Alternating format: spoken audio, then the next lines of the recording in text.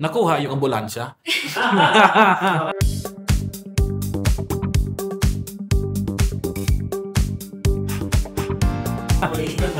It's fun.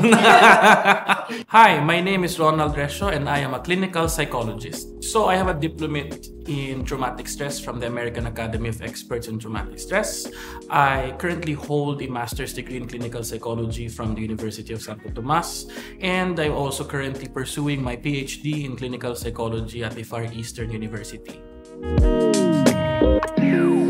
I would like a certain facility or group na nagbibigay ng premium sa inclusivity. Kasi if you look at kadalasan ng mga health centers, dominated pa din siya ng medical field. Masyadong malakas yung premium on medicine. However, kailangan holistic na yung approach eh. Kailangan holistic ng approach sa health.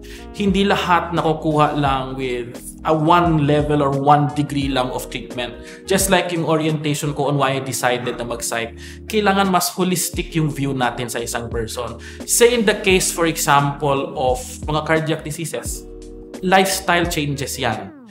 How can we expect somebody to change their lifestyle if hindi natin tinitignan yung psychological component kung bakit nagme-make pa rin sila ng ganong klaseng decision? So, if I were to invest in a certain group or in a certain institution, I'd like to have it na parang inclusive sana lahat. Dream ko nga sa buhay ko yung for example, yung sa door ng patient na meron doon na hindi doktor. Dream ko yan na makita in life na MD, tapos may isang PhD doon. Kasi that highlights na it has to be a team effort in health. Hindi pwedeng isang side lang na puro MD lang. Masyadong saturated yung view doon. Minsan kapag iisa lang yung view, na lumalabo yung sagot. Ang kadalasan kasi na-notice ko sa mga medical practitioners ay they like grouping together. Like for example, nasa isang party tayo, pag may nalaman na isa pang doktor, sila lang nag-uusap. Kasi sila lang naman nakakaintindihan, which is true. But ang maganda sana if they open the conversation to include other people.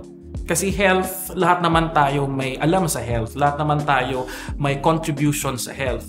So parang it's more on connecting with other groups of people na may other ways to look at it.